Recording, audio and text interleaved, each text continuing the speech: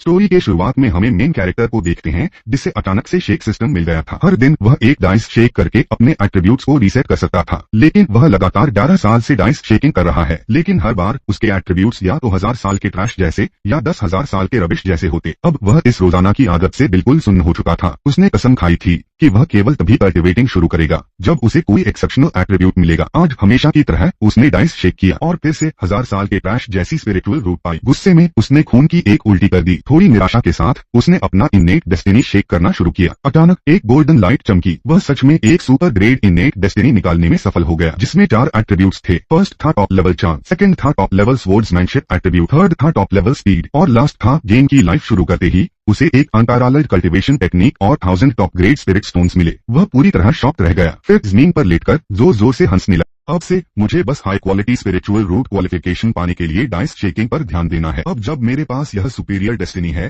तो भले ही मैं 40 साल तक डाइस शेक करता रहूं तो क्या, आने वाले फ्यूचर में निश्चित ही इस कल्टीवेशन वर्ल्ड में मेरा एक बहुत बड़ा नाम होगा। और हमें पता चलता है कि मेन कैरेक्टर का नाम हाजुए था। उसके माता पिता जेड प्योर सेक्ट के आउटर सेक्ट के एक अल्केमिस्ट ओल्ड टाई के सर्वेंट्स थे जो आमतौर पर उसके लिए एलिक्सर्स लगाते थे, लेकिन जिस वर्ष हाजुए 6 साल का हुआ उसके माता पिता उसे छोड़कर भाग गए। इस तरह हाजुए ने अपने माता पिता का काम संभाल लिया। एक दिन जेड प्योर सेक्ट के इनर सेक्ट के 2 कल्टीवेटर्स अचानक इस मेडिसिन वैली में आ पहुंचे। असल में ओल्ड टाई किसी काम से बाहर गए थे और सेक्ट ने विशेष रूप से उन्हें इस जगह की गार्ड करने के लिए भेजा था। इसी तरह 2 और साल बीत गए और हाजुए एक भी high quality spiritual root dice shake नहीं कर सका। मेरी किस्मत सच में बहुत खराब है। मुझे डर है कि कहीं मैं सुपीरियर स्पिरिचुअल रूट पाए बिना ही डाइस शेक करते करते मर न जाऊं। तभी ओल्ड टाई वापस लौटे और सबको असेंबल होने के लिए बुलाया। ओल्ड टाई ने सबसे पहले सबकी तारीफ की। तुम सबने मेरे न रहने पर अच्छा काम किया, कोई प्रॉब्लम नहीं हुई और मैं बहुत खुश हूँ। सबके चेहरे पर गहरी खुशी थी और बोलते हैं ये तो हमारा फर्ज है, मास्टर को चिंता से मुक्त करना हमारा ऑनर है। लेकिन हाजुए बिल्कुल भी खुश नहीं था। हाजुए बोलता है चापलूसों का झुंड, चाहे तुम कितनी भी मीठी बातें कर लो, ये बूढ़ा आदमी तुम्हें असली बेनिफिट्स नहीं देगा। उसी वक्त ओल्ड टाई ने अचानक हाजुए और 3 और लोगों को बुलाकर स्पिरिचुअल रूट क्वालिफिकेशन चेक के लिए खड़ा कर लिया। हाजुए ने सोचा क्या ये हमेशा सर्वेंट्स को कल्टीवेशन करने से मना नहीं करता था। रुको, ये क्या, इसके कपड़ों पर खून है। ओल्ड टाई इंजर्ड है। अच्छी बात ये थी कि हाजुए ने कभी भी high quality spiritual root shake नहीं की थी। फिर एक मोटे से बच्चे में स्पिरिचुअल रूट पाई गई और ओल्ड टाई ने तुरंत कहा मैं तुम्हें अपना डिसाइपल बनाना चाहता हूँ और तुम्हें वैली से बाहर कल्टीवेशन के लिए ले जाना चाहता हूँ। क्या तुम तैयार हो? वो मोटा बच्चा खुशी से उछल पड़ा। मुझे बहुत अच्छा लगेगा। लेकिन हाजुए जानता था कि शायद ये मोटा बच्चा कभी वापस नहीं आएगा। ये दुनिया बहुत डेंजरस है। मुझे जल्दी से जल्दी कल्टीवेशन के लिए एक स्पिरिचुअल रूट शेक करनी होगी। 3 साल ऐसे ही बीत गए। अचानक हाजुए के कमरे से जोरदार सुअर जैसी हंसी सुनाई दी।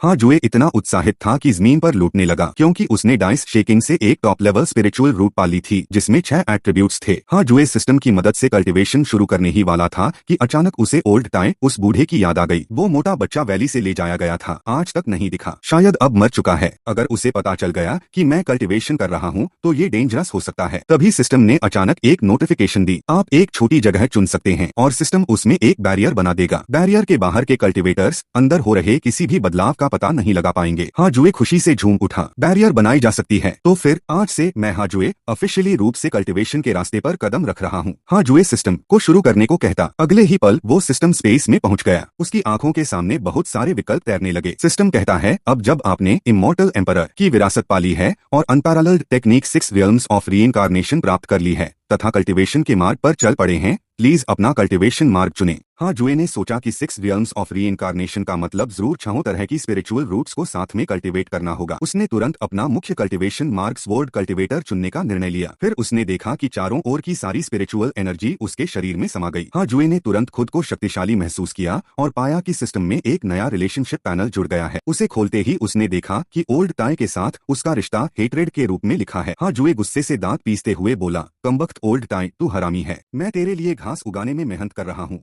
और तू फिर भी मुझसे नफरत करता है। रुको, शायद ये नफरत मेरे पेरेंट्स के भाग जाने की वजह से है, लेकिन उसने कभी मुझ पर सीधा कुछ नहीं किया और पिछले कुछ सालों से वो कहीं गया हुआ है तो मैं आराम से कल्टीवेशन कर सकता हूँ। तुरंत ही हाजुए ने अपना मन शांत किया और शांति से कल्टीवेशन शुरू कर दी। हाजुए को अपने आसपास वाइंड, अर्थ, वुड और वाटर की स्पिरिचुअल एनर्जी महसूस हुई। लेकिन फायर और थंडर की स्पिरिचुअल एनर्जी नहीं थी। ज्यादा सोच विचार किए बिना उसने पहले इन 4 तरह की स्पिरिचुअल एनर्जी को अच्छे से कल्टीवेट करने का निश्चय किया। तभी सिस्टम फिर से पॉपअप हुआ और 2 विकल्प दिखाए। पहला, एनर्जी कल्टीवेशन रियल्म का एक मैजिकल टूल प्राप्त करो। दूसरा, अपनी कल्टीवेशन लेवल और स्पिरिचुअल रूट को छिपाने की क्षमता अनलॉक करो। हाँ जुए ने सोचा, अपनी कल्टीवेशन लेवल और स्पिरिचुअल रूट को छिपाना, ये सिस्टम वाकई बहुत समझदार है। बिना किसी हिचकिचाहट के उसने दूसरा विकल्प चुन लिया। समय उड़ते उड़ते 2 साल बीत गए। अब हाँ जुए की 4 तरह की स्पिरिचुअल एनर्जी कल्टीवेशन रियल्म के 7वें स्तर तक पहुंच चुकी थी। लेकिन जैसे ही हाँ जुए ने सोचा कि अब वो शांति से कल्टीवेशन जारी रख सकता है, मुसीबत आ गई। जब हाँ जुए वापस लौटने वाला था,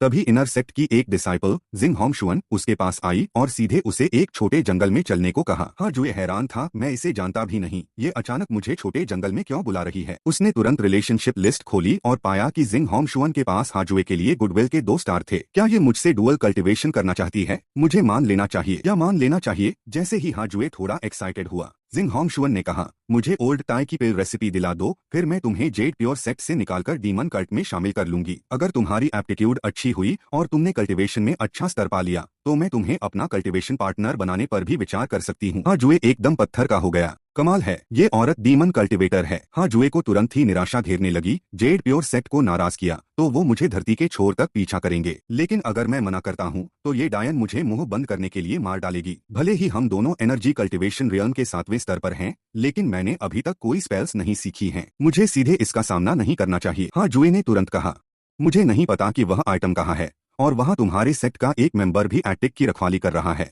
लेकिन जिंग होंगशुअन ने उसे दबाकर कहा, वह आइटम एटिक में। जहाँ तक दूसरे व्यक्ति की बात है, मैं उन्हें दूर ले जाने का इंतजाम कर लूंगी। फिर उसने एक ब्लैक पिल निकाली, सिर्फ एहतियात के तौर पर। यह पिल तुम्हारी स्पिरिचुअल रूट को एक्टिवेट करने में मदद कर सकती है। हाँ जुए के किसी रिएक्शन देने से पहले ही उसने पिल उसके मुंह में डाल दी और जबरदस्ती उसे निगलने पर मजबूर कर दिया। जैसे ही हाँ जुए अपने रूम में लौटा, उसने सिस्टम से मदद लेकर उस इलिक्सर को शरीर से बाहर निकाल दिया। जब हाँ जुए सोच रहा था कि जिंग होंगशुअन के ऑर्डर्स का पालन करे या नहीं, पहला, पिल रेसिपी चुराना, जिंग होंगशुअन की फेवर पाना और जेड प्योर सेक्ट से 5 स्टार हेट्रेड अर्जित करना। दूसरा, पूरी तरह मना कर देना, जिंग होंगशुअन को पेल रेसिपी पाने से रोकना, और शायद sword technique supreme finger divine sword सीखना। सिस्टम के दिए गए 2 ऑप्शंस में हाँ जुए ने बिना हिचकिचाए दूसरा वाला चुन लिया। उस रात जब हाँ जुए अपने रूम में कल्टीवेटिंग कर रहा था, जिंग होंगशुअन अचानक उसकी विंडो के बाहर आ गई। मुझे पता चल गया है कि पेल रेसिपी स्टडी में है। मैं अभी ओल्ड टाई के एटिक के गार्ड को ल्योर करके दूर ले जाऊंगी। तुम अंदर जाकर सर्च करना। याद रखना, एटिक में एक फॉर्मेशन है। अगर कुछ गलत हुआ तो ओल्ड टाई तुरंत वापस आ जाएगा। तुम्हारे पास ज्यादा टाइम नहीं है, सो बी क्विक। जल्दी ही हाँ जुए एटिक पहुंचा और सच में सबको ल्योर करके दूर ले जाया जा चुका था। हाँ जुए स्टडी में गया, सर्च करने का नाटक करते हुए उसने कैजुअली इधर उधर देखना शुरू किया और फिर धीरे धीरे स्लैक ऑफ करने लगा। What a joke, store room इतना बड़ा है, मैं इसे कैसे ढूंढ पाऊंगा? ये विच खुद अंदर घुसकर पेल रेसिपी बहुत आसानी से निकाल सकती थी। फिर सोच रहा था, ये क्यों इतनी बड़ी फस मचा रही है? क्या इसका दिमाग खराब है? लोग सच में अलग होते हैं। ओल्ड टाई तो गोल्ड के बने पेन्स इस्तेमाल करता है और हम मेडिसिन स्लेव्स तो बस किसी तरह गुजारा करते हैं। ये कमबख्त रिच लैंडलॉर्ड। अचानक जिंग होंगशुअन हाँ जुए के पीछे आ गई। तुम बड़बड़ क्या रहे हो? क्या तुम्हें पेल रेसिपी मिली? हाँ जुए असल में पेल रेसिपी ढूंढ ही नहीं रहा था। ये देखकर जिंग होंगशुअन उसे मारने ही वाली थी। हाँ जुए डर के मारे एक कैबिन से टकरा गया और वहाँ से एक वास गिर पड़ा। तभी पेल रेसिपी दोनों के सामने आ गई। हाँ जुए एकदम शॉक में, नो ओल्ड टाई, ये चीज छुपाने का तरीका नहीं है। अब तो सब खत्म हो गया। अब जब इसके पास पेल रेसिपी है तो ये मुझे चुप कराने के लिए जरूर मार डालेगी। जैसे ही जिंग होंगशुअन उस पर झपटी, अचानक अनएक्सपेक्टेडली जिंग होंगशुअन एक्साइटेड होकर हाँ जुए को गले लगाते हुए बोली, you really are my lucky charm. मैंने कभी नहीं सोचा था कि तुम्हारे जैसे ऑनेस्ट इंसान इतना रोमांस क्रिएट कर सकते हो। जिंग होंगशुअन के एक्साइटेड अंदाज को देखते हुए हाँ जुए ने सोचा, मैं उसे पेल रेसिपी नहीं लेने दे सकता, वरना मेरी supreme finger divine sword technique खत्म हो जाएगी। उसने एक ब्रिक उठाई, चुपके से उसे बेहोश करने का मन बनाया। तभी अचानक एक अटैक दोनों पर आ गया। हाँ जुए दूर फेंक दिया गया और पेल रेसिपी उड़कर न्यूकमर के हाथ में चली गई, जो और कोई नहीं बल्कि ओल्ड टाई था। Daring to covet the pale recipe, you are truly audacious. ये सुनकर और ये समझकर कि ओल्ड टाई के सामने वो कुछ नहीं है, जिंग होंगशुअन बिना हिचकिचाहट भाग गई। जमीन पर पड़े हाँ जुए ने होश में आकर ओल्ड टाई को देखा और तुरंत कहा, लॉर्ड यू फाइनली कम। मैंने लगभग अपनी जान गंवा दी उसे रोकने की कोशिश करते हुए। क्या ये हो सकता है कि तुम दोनों साथी हो? इसके बाद ओल्ड टाई ने हाँ जुए से कहा कि वो साफ साफ पूरी सिचुएशन समझाए। जब हाँ जुए ने ओल्ड टाई को सब कुछ बता दिया तो ओल्ड टाई ने उसके लिए चीजें मुश्किल नहीं बनाई। ये देखकर कि वो सक्सेसफुली ब्लफ कर चुका है, हाँ जुए जल्दी से वहां से निकल गया। उसी समय सिस्टम से एक नोटिफिकेशन आया, मिशन कंप्लीटेड। उसने सुप्रीम फिंगर डिवाइन स्वॉर्ड सफलतापूर्वक हासिल कर ली। 2 साल और बीत गए। हाँ जुए ने चारों तरह के स्पिरिचुअल रूट को एनर्जी कल्टीवेशन रियल्म के 9th लेवल तक कल्टीवेट कर लिया था। अब सिर्फ लाइटनिंग और फायर स्पिरिचुअल रूट्स को 9th लेवल तक ले जाना बाकी था, ताकि वो फाउंडेशन एस्टैब्लिशमेंट रियल्म तक पहुंच सके। अब समय आ गया था इस जगह को छोड़ने का।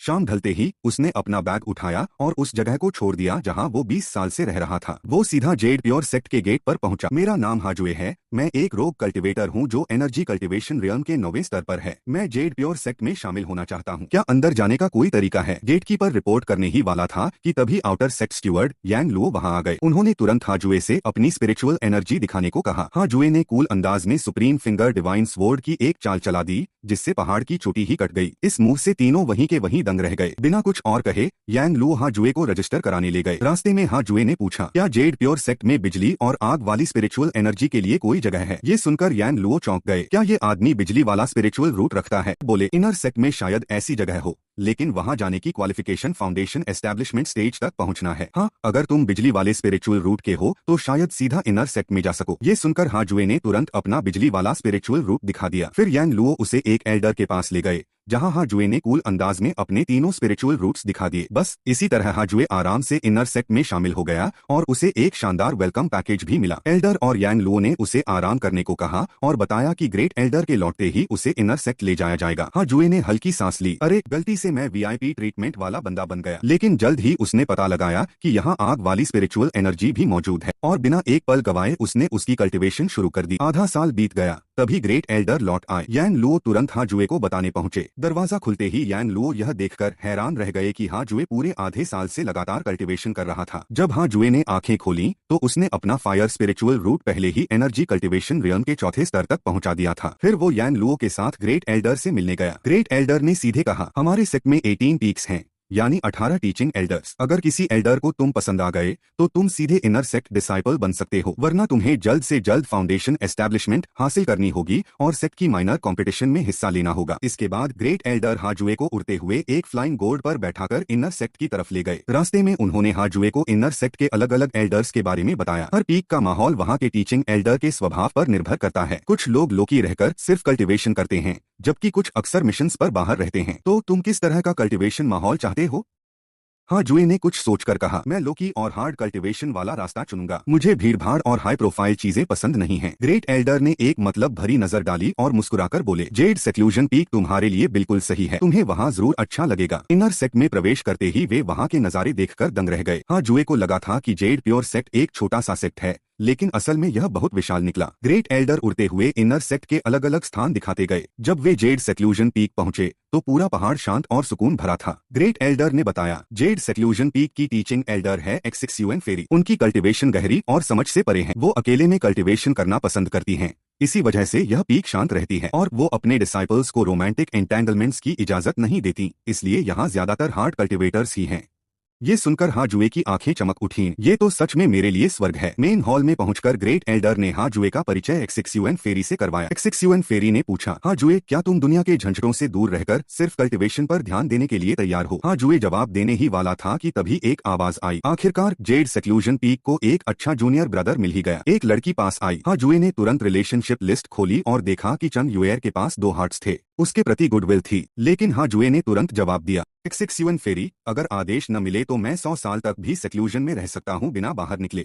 ये सुनते ही चंग युएर की गुडविल तुरंत घटकर सिर्फ 1 स्टार रह गई। फिर एक्सिक्यूएन फेरी ने हाजुए से कहा कि उस पर एक अटैक करे। हाजुए ने तुरंत अपनी सारी ताकत एक स्वॉर्ड एनर्जी में इकट्ठी की, जो बिजली की तरह एक्सिक्यूएन फेरी की ओर बढ़ी। लेकिन जैसे ही वो एक्सिक्यूएन फेरी तक पहुंचने वाली थी, वो स्वॉर्ड एनर्जी हवा में गायब हो गई। एक्सिक्यूएन फेरी ने हल्के से पूछा, क्या यही तुम्हारी एकमात्र चाल है? हाजुए ने ईमानदारी से मान लिया। एक्सिक्यूएन फेरी बोली, ये तलवार की तकनीक बुरी नहीं है, अब से जेड सेक्लूजन पीक में ही रहो। ग्रेट एल्डर ने जाते जाते हाजुए को एक मतलब भरी मुस्कान दी, लेकिन हाजुए ने देखा कि एक्सिक्यूएन फेरी उसे घूर रही हैं। वो सोच में ही था कि तभी चंग युएर ने जल्दी से इशारा किया। वो कह रही हैं कि तुम डिसाइपल की तरह सम्मान करो। तब हाजुए को समझ आया और उसने जल्दी से घुटनों के बल बैठकर कहा, डिसाइपल हाजुए अपने मास्टर को प्रणाम करता है, मास्टर सदा अमर रहें। एक्सिक्यूएन फेरी उसके इस अंदाज से हैरान रह गई। क्या तुम्हें लगता है तुम्हारी मास्टर कोई महारानी है। खैर यूएर, अपने जूनियर ब्रदर को इनर सेक्ट में रजिस्टर कराओ और उसकी एक केव ड्वेलिंग का इंतजाम कर दो। चंग यूएर खुशी खुशी हाजुए को खींचते हुए ले गई। रास्ते में उसने पूरे दिल से हाजुए से कहा कि अगर कभी कुछ चाहिए हो तो उसके पास आना। चंग यूएर की सीधी नजर से हाजुए की हिम्मत नहीं हुई कि उसकी आंखों में देख सके। वो जल्दी से बोला, मैं सीनियर सिस्टर को कभी परेशान नहीं करूंगा। अगर सीनियर सिस्टर को कुछ चाहिए तो बस जूनियर ब्रदर को आदेश दें। ये सुनकर चंग यूएर बहुत खुश हो गई। मैं जेड सेक्लूजन पीक में 5 साल से हूँ